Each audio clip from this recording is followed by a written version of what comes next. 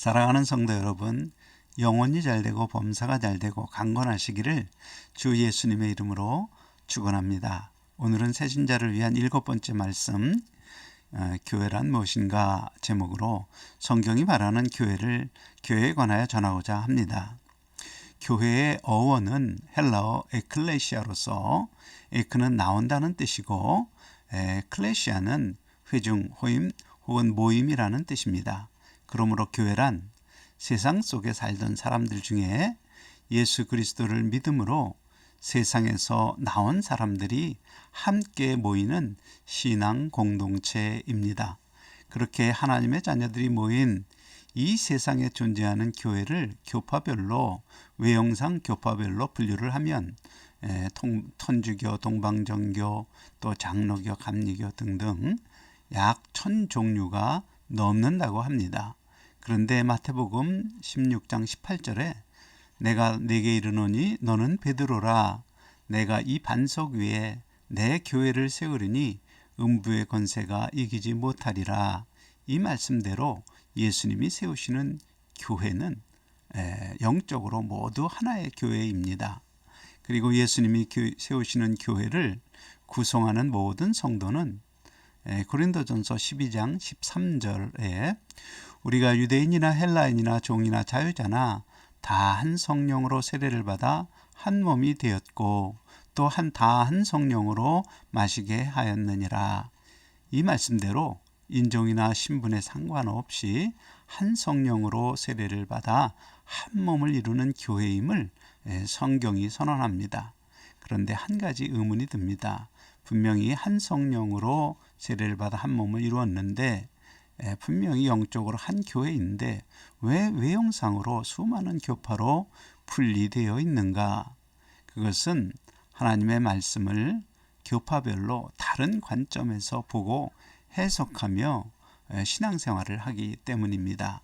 쉬운 예로 예수님이 반석 위에 내 교회를 세우리라 하신 그 반석을 해석할 때 천주교는 사도 베드로로 해석하며 그가 로마에서 순교하고 그의 무덤 위에 천주교 성당을 지음으로 천주교가 예수님이 세운 반석 위에 세운 교회라 주장합니다. 한편 개신교에 속한 사람들은 그 반석은 베드로가 아니라 베드로가 한 믿음의 고백, 곧 예수님을 주로 그리스도로 또 하나님의 아들로 고백한 그 믿음의 고백을 반석으로 해석합니다.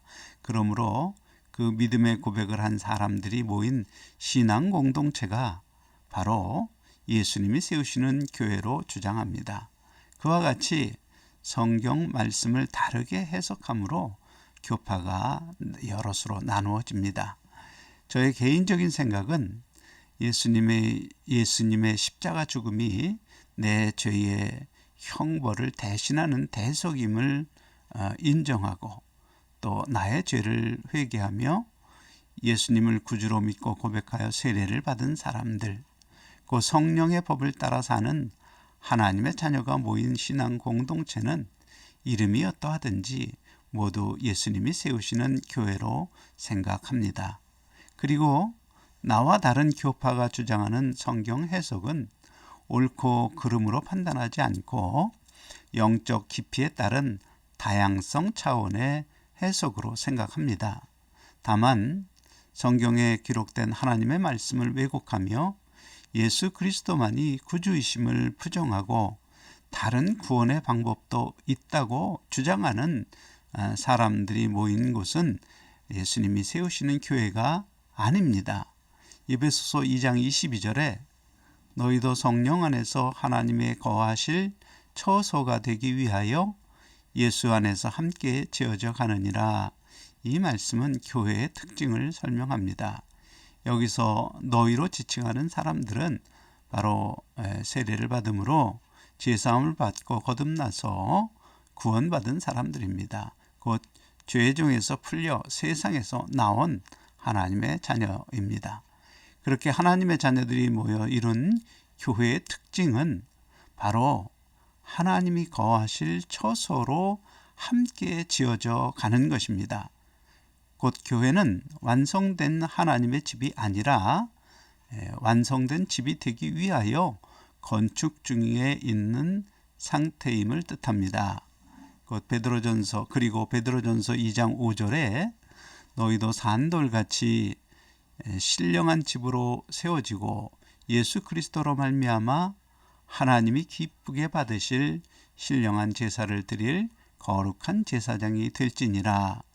이 말씀은 건축 중인 집을 신령한 집으로 표현하며 여기서도 완성된 신령한 집이 아니라 세워지는 신령한 집으로 진술합니다. 그리고 중요한 것은 그 영적인 집을 구성하는 성도들이 하는 일에 대하여 설명하기를 하나님이 기쁘시게 받으신 영적 제사를 드리는 제사장의 일입니다. 이 두 말씀을 거꾸로 생각할 때 아무리 세례를 받았어도 신령한 집이 되고자 함께 모이지 않는 사람은 영적 제사를 드리지 못하므로 거룩한 제사장이 되지 못합니다.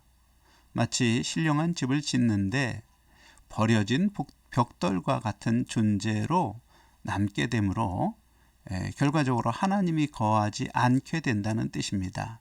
쉽게 설명하면 예수님을 구주로 고백하고 세례를 받았어도 교회를 다니지 않는 사람들은 마치 버려진 벽돌과 같은 존재입니다. 그러므로 시브리서 10장 25절은 모이기를 폐하는 어떤 사람들의 습관과 같이 하지 말고 오직 권하여 그날이 가까움을 볼수록 더욱 그리하자 곧 함께 모이기를 권면하고 있습니다. 사랑하는 성도 여러분, 이 앞의 이야기를 풀어서 설명하면 구원받은 모든 성도는 거룩한 길을 가는 사람이지 결코 거룩한 사람이 아닙니다. 세례를 받았어도 함께 교회에 모여서 육의 생명이 죽는 영적 제사, 곧 신령한 제사를 드리지 않으면 여전히 죄의 습관을 따라서 사는 세상 사람과 다르지 않습니다. 그러므로 교회로 함께 모여서 육체의 생명이 죽는 영적 제사를 드리는 성도만이 거룩한 제사장이 됩니다. 참고로 거룩한 제사장이란 하나님의 거룩한 성품, 곧 자비롭고 은혜롭고 노하기를 더디하고 사랑이 풍성하고 신실한 성품을 나타내는 사람으로 제사장의 일을 하는 성도입니다. 그리고 제사장의 일이란 구약의 관점으로 보면 죄를 지은 사람이 드리는 제사가 하나님 앞에 기쁨이 되어서 죄사함을 받도록 돕는 역할을 하며 동시에 죄사함을 받은 사람이 하나님의 뜻을 알도록 돕는 역할을 하는 사람입니다. 그러므로 신약의 관점으로 생각해 보면 거룩한 성품으로 변화되어 예수님의 증인이 되는 동시에 주변 사람들에게 예수님이 분부하신 것을 가르쳐 지키게 하는 온전한 성도입니다. 그러므로 예수님이 교회를 세우시는 목적은 세례받은 성도가 단순히 천국에 들어가도록 하시려는 것이 아니라 거룩한 제사장의 역할을 하는 온전한 성도가 되어서 영광의 부활에 들어가도록 하시려는 것입니다. 한편 교회를 설명하는 매우 중요한 말씀이 있습니다. 고린도전서 12장 27절에 너희는 그리스도의 몸이요 지체의 각 부분이라. 그리고 또 로마서 12장 4절에 우리가 한 몸에 많은 지체를 가졌으나 모든 지체가 같은 기능을 가진 것은 아니니 이와 같이 우리 많은 사람이 그리스도 안에서 한 몸이 되어 서로 지체가 되었느니라. 곧 교회 안에서 모든 성도와의 관계를 우리 몸을 이루고 있는 지체를 예로 들어서 설명하고 있습니다. 사람의 몸은 손, 발, 또 눈, 코, 귀, 입 등등 각각 다른 기능을 가진 지체들이 있습니다. 그 지체들이 서로 유기적으로 합해하여서 한 몸을 이루어진 것처럼 교회는 하나님이 주신 각각의 다른 은사를 가진 사람들이 모여서 이루어진 한 몸과 같다는 뜻입니다. 그리고 그렇게 이룬 몸의 머리는 예수 그리스도로 표현합니다. 그런데 성경은 교회를 설명하면서 왜 몸을 예로 들어서 설명하실까요? 그것은 몸에 매우 중요한 영적 원리가 있습니다. 생각해 보십시오. 우리 몸의 모든 지체는 오직 머리의 뜻을 따라서 행동합니다. 그러므로 몸을 이룬 모든 성도는 오직 머리이신 예수 그리스도와 교통하며 예수님의 뜻을 따라서 행동해야 합니다. 마치 몸의 손과 발, 눈, 코, 귀, 입 등등 각각의 지체가 각자가 원하는 일을 하지 않고 오직 머리가 원하는 일을 합력하여 하는 것처럼 교회를 구성하는 각각의 성도는 각자 자기가 원하는 일을 하는 것이 아니라 예수님이 원하시는 일, 예수님이 명령하신 일을 하는 것입니다. 예수님이 원하시는 일이란 첫째로 예수님의 증인이 되는 것입니다. 곧 정욕을 따라 자기 중심으로 자기의 유익을 위하여 치열하게 경쟁하는 강팍한 삶에서 하나님 말씀 중심으로 하나님의 거룩한 성품을 나타내며 사는 사람으로 변화됨으로써 예수님의 가르침대로 사는 사람입니다. 둘째는 모든 족속, 곧 만나는 사람마다 사람을 가리지 않고 제자로 삼아서 예수님이 분부하신 것을 가르쳐 지키는 일입니다. 지키게 하도록 하는 일입니다.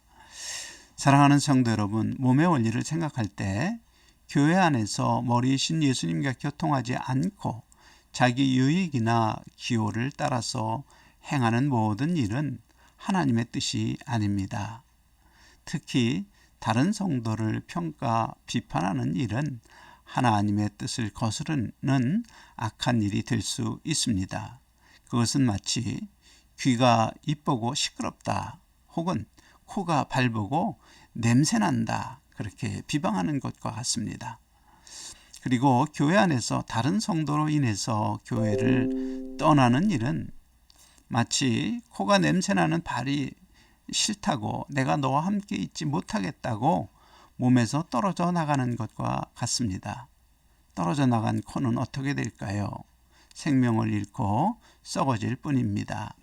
지체는 다만 머리와 교통하는 것처럼 성도 간의 일 역시 머리이신 예수님의 관점으로 생각하고 결정해야 합니다. 만일 코가 머리와 교통했다면 냄새나는 발이 되도록 몸을 위하여 수고한 발의 모습이 보이며 불평보다는 발의 그 수고로 이제 편히 쉴 수 있도록 말하게 될 것입니다. 그러므로 머리와 교통하지 않고 스스로 하는 결정은 스스로 선하고 의롭고 지혜로운 줄 아는 교만한 결정이며 잘못된 결정입니다. 우리 몸은 오직 머리의 뜻을 따라서 서로 도우며 온전하게 되는 것처럼 한 몸을 이룬 교회의 형제 자매들이 머리이신 예수님의 뜻을 따라 순종할 때 서로 유익이 되며 더 나아가서 몸 전체인 교회가 온전하게 됩니다. 고린도전서 12장 7절에 각 사람에게 성령의 나타나심을 주심은 유익하게 하려 하심이라. 이 말씀은 각 성도에게 성령의 역사로 나타나는 은사를 주시는 목적이 성도의 유익이라 말합니다. 곧 영적 제사를 드리며 거룩한 제사장이 되는데 유익한 것입니다. 그리고 로마서 12장 6절에 우리에게 주신 은혜대로 받은 은사가 각각 다르니 곧 주신 은사가 다름을 강조하면서 이어지는 말씀에서 대표적인 은사의 쓰임을 설명합니다. 로마서 12장 7절로 8절에 혹 예언이면 믿음의 분수대로, 혹 섬기는 일이면 섬기는 일로, 혹 가르치는 자면 가르치는 일로, 혹 위로하는 자면 위로하는 일로, 구제하는 자는 성실함으로, 다스리는 자는 부지런함으로, 긍휼을 베푸는 자는 즐거움으로 할 것이니라. 그런 은사의 쓰임이 어떻게 유익이 되고 거룩한 제사장이 되어 신령한 집으로 지어지는지 이 예언의 은사를 예로 설명을 합니다. 참고로 예언으로 사용된 단어는 과거에 해석하다의 의미로 사용된 용어와 같습니다. 그러므로 믿음의 분수대로 해석하라는 뜻도 됩니다. 오늘날 성경을 해석하고 전하는 역할은 주로 목사가 수행합니다. 만일 부활 신앙이 없으면 목사라도 결코 예수님이 다시 오셔서 주실 영화로운 부활을 예표하는 하나님의 말씀이 이해되지 않습니다. 그러므로 성경의 해석은 그 목사가 자신의 믿음의 분량대로 하나님이 열어주신 것을 진솔하게 전하는 것이지 사심으로 성경을 왜곡하고 또 왜곡하지 말아야 할 것을 경고하는 말씀이기도 합니다. 그러면 그것이 어떻게 신령한 제사이며 영적 예배가 되는가 생각해 봅시다. 목사가 성경을 믿음의 분량대로 해석하고 그 해석을 바탕으로 설교를 하려면 남의 설교를 모방할 수 없습니다. 그리고 자기의 생각이나 의도를 성경에 반영하지 말아야 합니다. 그런데 때로 그런 미혹을 받습니다. 예를 들어 설명합니다. 오늘날 우리 사회는 이혼이 급증하여 많은 성도가 이혼의 아픔을 가지고 교회에 나옵니다. 목사가 부부가 한 몸을 이루라 하신 하나님의 말씀을 전하려 할 때 혹시 이혼한 사람들이 상처를 받고 교회를 떠나지 않을까? 그런 생각이 들면 그 설교를 하고 싶을까요? 하고 싶지 않을까요? 하고 싶지 않습니다. 그러면 결국 성도가 듣기에 위로가 되고 또 듣기 원하는 말씀만 설교를 하게 됩니다. 무엇이 문제인가요? 남자가 부모를 떠나 아내와 연합하여 한 몸을 이루라 하신 하나님 말씀에 담긴 축복을 깨닫지 못한 것입니다. 성도가 떠날 것을 염려하는 자기 생각으로 하나님의 뜻인 부부가 한 몸을 이룬 가정의 축복을 전하지 못하는 것입니다. 성경적 설교는 자기 믿음의 분량대로 하나님이 열어주신 말씀 세계, 곧 말씀에 나타내신 하나님의 뜻을 바르게 풀어 전하는 것입니다. 그러면 각각의 성도는 그 말씀을 깨닫게 하시는 성령의 역사로 하나님의 음성을 듣고 변화됩니다. 생각해 보십시오. 그렇게 성경적 설교를 하려면 목사 안에서 자기 생각으로 성경을 선택하려고는 그 자기 생명이 죽어야 합니다. 한편 성경에 빗대어서 감정에 듣기에 좋은 설교만을 듣게 되면 성도는 하나님을 기뻐하시는 성도가 아니라 목사를 기뻐하는 성도가 됩니다. 따라서 목사도 성도도 모두 말씀으로 육의 생명이 죽는 영적 제사를 드리지 못하므로 유익이 되지 못합니다. 그러나 목사가 자기 생명이 죽고 믿음의 분량대로 받은 말씀으로 설교를 하면 그 설교를 통하여서 성령이 역사함으로 이혼의 아픔보다 그 과정에 이르게 되도록 만든 자기의 강팍한 모습을 보게 하시며 또 회개하게 함으로 성도는 강팍한 육체의 생명이 죽는 영적 제사를 드리게 되고 거룩한 제사장으로 성장합니다. 그리고 목사도 자기 생각이 말씀 앞에 죽는 영적 제사를 드리는 제사장이 되어서 서로 유익이 됩니다. 사랑하는 성도 여러분, 이제까지 설명을 요약합니다. 교회는 하나님의 자녀들이 함께 하나님이 거하시는 신령한 집으로 지어지는 곳입니다. 그리고 그들은 각자 받은 은사를 따라 머리가 되시는 예수님이 원하시는 일을 해야 합니다. 그리고 그 일을 할 때 자기 생명이 죽는 영적 제사를 드려서 거룩한 제사장이 되어야 합니다. 또한 이를 위하여 하나님이 주신 각각의 성령의 은사는 모든 성도가 예수님의 가르침을 따라 진리의 길로 가는데 유익함으로 나타나야 합니다.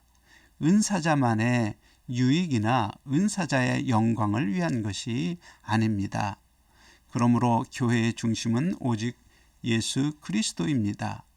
경제적 유익이나 이성을 따라 혹은 다른 요소를 따라서 교회에 나오는 사람은 결코 자기 생명이 죽는 신령한 제사를 드리지 못할 뿐만 아니라 덕이 되지 않습니다. 특히 모든 성도가 함께 온전한 몸을 이루는 교회의 시작은 예배입니다. 그러므로 강조합니다. 예배는 목사의 설교를 들으러 가는 것이 아니라 나에게 말씀하시는 하나님을 만나고 경배하러 가는 것입니다. 위로를 받으려는 육체의 생명이 하나님 말씀 앞에 죽는 영적 제사를 드리는 것이 예배입니다. 그리고 함께 모인 성도들에게 유익이 되도록 하나님이 주신 은사를 따라 기쁨으로 봉사하며 함께 거룩한 제사장이 되는 것입니다. 사랑하는 성도 여러분, 우리가 섬기는 교회가 이러한 원칙을 따라서 섬김으로 하나님이 기뻐하시는 교회가 될 수 있기를 예수님의 이름으로 간절히 축원합니다. 아멘.